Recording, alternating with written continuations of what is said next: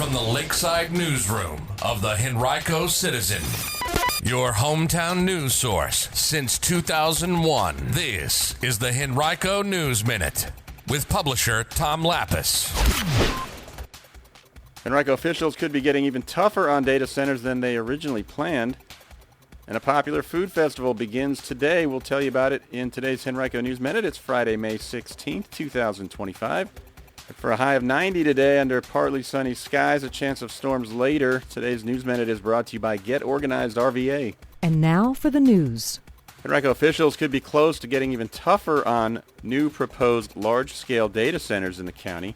At a public hearing last night between the Planning Commission and Board of Supervisors to consider new tougher regulations on where those data centers could be located, Varina District Supervisor Tyro Nelson proposed going even a step further.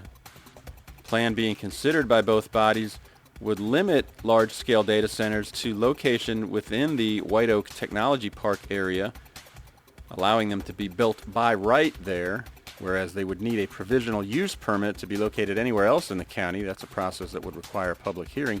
But at last night's hearing, Nelson proposed requiring that same provisional use permit for future facilities that want to locate even within the White Oak Technology Park.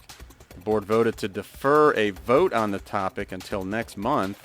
It heard from several residents who said they wanted more time to study the proposal, and also several landowners and developers who are proposing data centers who asked that their plans be allowed to be grandfathered and not subject to any new proposals since they've already invested hundreds of thousands of dollars in preparation to build data centers.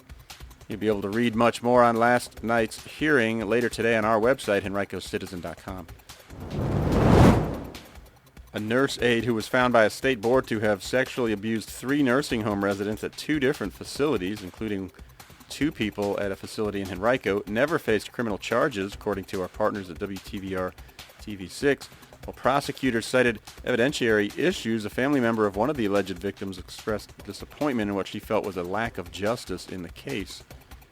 A Virginia Department of Health evaluation of the Henrico Health and Rehabilitation Center in 2023 found that the nursing home had failed to protect 2 residents from sexual abuse. The report found that a certified nursing assistant abused an 86-year-old woman with Alzheimer's disease while she was living at the facility by shaving her pubic hair without any need or medical orders to do so. 2 days later, the same CNA reportedly abused a 57-year-old male patient with brain dysfunction and muscle weakness. You can read much more about this topic right now on our website from our partners at Channel 6.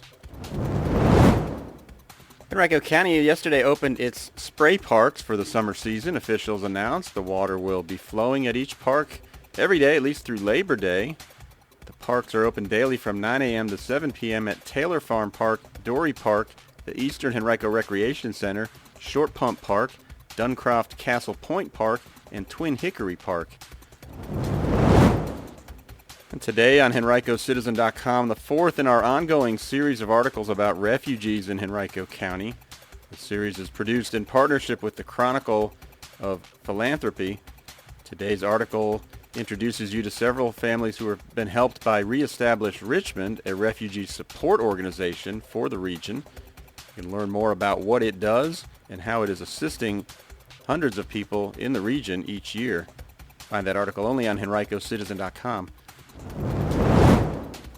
Libbie Mill Midtown has added 2 new tenants. RVA Bakehouse, which will move into about a 2,100 square foot spot in the Penstock Quarter Building, and investment firm D.A. Davidson, which has occupied about 11,000 square feet of space in the Emmer Row Building.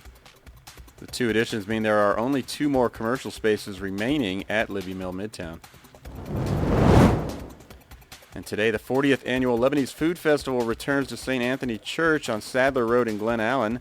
It runs through Sunday. You have a chance to try traditional Lebanese food. There will also be entertainment featuring Lebanese music and cultural dance performances. Admission is free. The hours are 11 a.m. to 10 p.m. today and tomorrow, and then 10 a.m. to 8 p.m.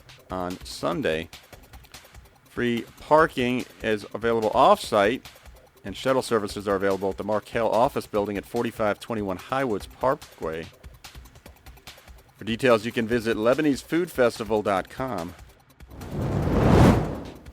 And it is Friday. That means you can also find more great things to do around town this weekend in our Weekend Top 5. Check that out on our website, and you'll also want to look for our weekly restaurant watch, which will give you the latest health inspection reports from some of your favorite food establishments. Hope you make it a great weekend. Today's Henrico News Minute has been brought to you by Get Organized RVA. If you're in the need of a home or business organization, let Get Organized RVA calm the chaos. They create a calm and functional space for you and your belongings, allowing you to devote the time and energy to what matters most. Visit them online at getorganizedrva.com or call 804-905-8475.